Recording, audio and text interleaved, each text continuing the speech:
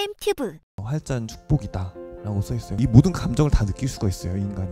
여기서 이 활자의 위대함과 활자의 아름다움이 시작한 것 같아요. 그 다음에 스마트폰은 그냥 말하자면 인스턴트한 텍스트들이잖아요. 책의 문장이 무조건 좋아요. 글로 전해진 감정보다 아름다운 게 없어요.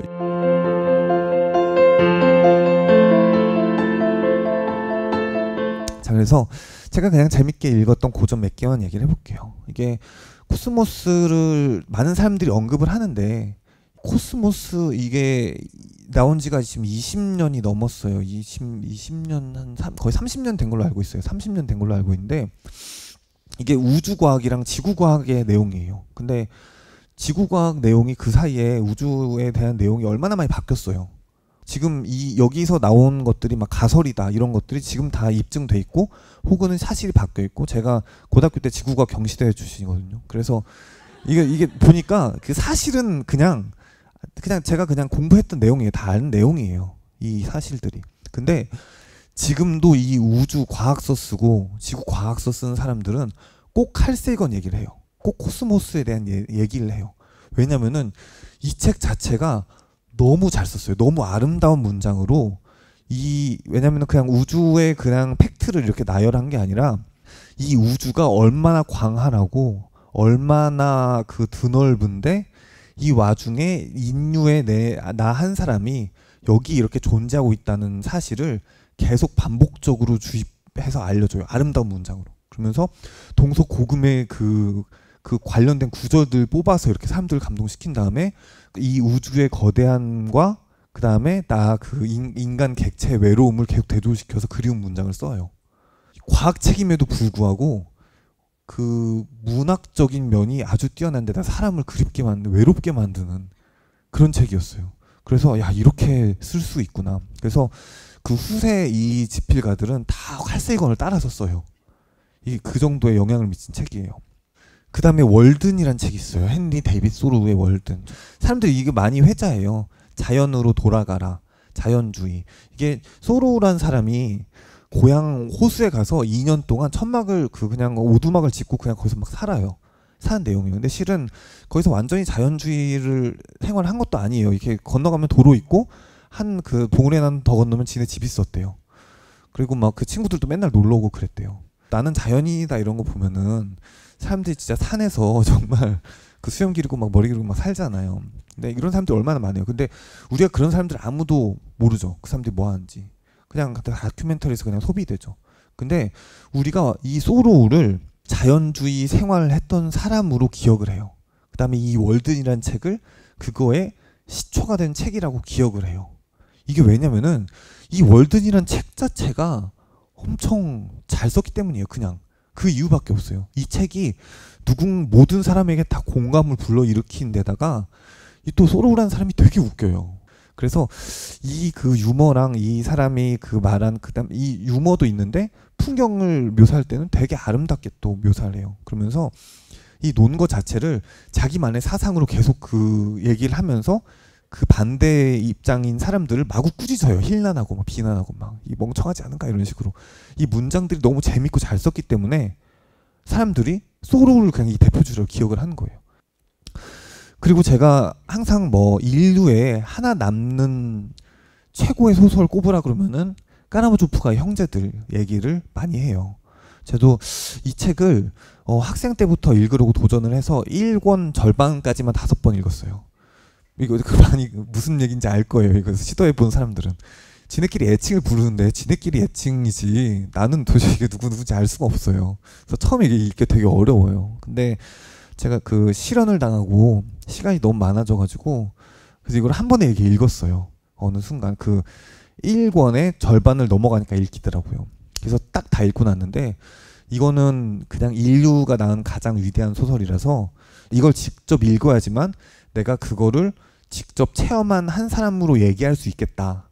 나는 인류가 낳은 가장 최고의 소설을 읽은 사람이다라고 할 수 있겠다는 생각이 들더라고요. 이게 도스토옙스키가 거의 문장을 쓰는 데는 모든 지금까지도 아직 전 세계인이 이 사람을 가장 천재라고 얘기를 해요. 가장 부두의 대문장가라고 얘기를 해요. 근데 이 사람이 창조한 사람들이 나와서 두뇌 싸움을 펼치면서 막 신과 이런 걸 논 걸 얘기하면서 활극을 펼쳐요. 근데 여기 소설에 나오는 사람들이 다 천재예요. 다 달변가예요. 다 사상가예요. 이 하나하나에 이입해서 이 말하는 대사 자체가 너무너무 멋있는 거예요. 하나하나 놓치기 힘들 만큼.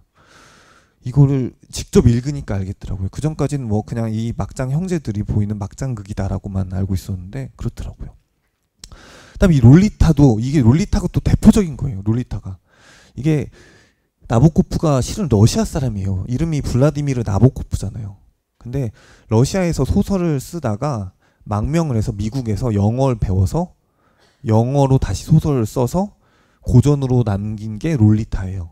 천재죠. 러시아가 모국어인데 영어를 써서 영문학의 불의 고전을 남겼으니까. 근데 이게 모든 사람이 이 롤리타를 이렇게 알고 있어요. 험버트가 나와서 그 한 중학생쯤 되는 애 데리고 다니면서 그냥 자는 얘기 아니야? 이런 식으로 얘기를 하죠. 근데 이게 실제로 미국에서 발간할 때 엄청 많이 팔렸대요. 야할까봐. 그리고 이거를 끝까지 다 읽은 사람이 5%가 안 된다고 그러더라고요. 이 롤리타를 끝까지 다 읽은 사람이. 근데 이거를 직접 읽어보니까 이 사람이 언어 유희 그 러시아식 영어 유희를 해요. 근데 이거를 저는 원서로 그래서 읽어볼까 하다가 포기는 하긴 했는데 이거 번역자가 그래서 잘 그것들을 풀어놨어요. 이게 그 영어랑 러시아어랑 이런 것들을 그래도 이렇게 기술을 해주니까 얘가 무슨 유희를 한지 알겠더라고요. 이 언어 유희부터 포함해서 여기 그 험버트라는 사람이 그냥 성역에 눈먼 사람이 아니에요. 오히려 이 험버트의 찌질함, 이 사람이 그냥 서생으로 나오는데 이 찌질함을 얘기해 주기 위해서 물론 이 롤리타 이 소와 성애가 있는 거는 맞는데 이 찌질함에 대해서 계속 기술을 하고 있어요. 근데 이 찌질한 내면 묘사가 되게 웃겨요. 이런 게 안 읽으면은 모르는 그런 작품이에요. 이게 그래서 나중에는 이 그 험버트가 롤리타를 딴 남자한테 뺏겨요. 그래서 이제 질투심에 불타서 막 복수를 하고 막 이런 내용으로 결국 끝까지 가거든요. 근데 그런 것들이 또 약간 그 찌질한 질투에 있어서 약간 정점을 찍어요. 막 그 복수하러 막 총 들고 가는 장면이. 네, 그런 작품이에요. 그다음에 마담 보바리, 뭐 방금 얘기했었죠. 이게 보바리가 그냥 바람 피는 내용이 아니에요. 이게 소설사에서 가장 중요한 장면들이 있고 이거를 한 7년인가 플로베르가 썼고 이 소설 이후로 이게 그 문학의 그 문학사의 경계가 나눠요. 근대 문학으로 넘어왔다. 마담 보바리 이후로. 이런 식으로 평해요. 근데 그런 평을 하는 이유가 있거든요. 이 마담 보바리의 그 서술 방식이 그전까지는 없던 서술 방식이에요. 이게 지금 보면 그냥 현대 서술 방식이라고 얘기할 수 있는데 뭔가 이렇게 집요하게 그 사람의 감정을 계속 기술해가는 그런 것들이 마담 그 플로베르가 시초예요. 게다가 지금 봐도 정말 완벽히 잘하고 있어요. 그리고 제가 의사잖아요. 그래서 프로이트를 어쨌든 전 정신과학으로 배웠어요. 공부를 했어요. 근데 프로이트가 무슨 얘기를 했는지만 저는 알고 있어요. 어떤 식으로 주장을 했는지만. 그런데 프로이트 원서가 있어요. 보면 이게 원서는 독일어인데 번역을 다 해놨죠. 이게 몇십 권짜리 원서가 있어요. 프로이트 전집 해가지고 그 하얀 배경으로.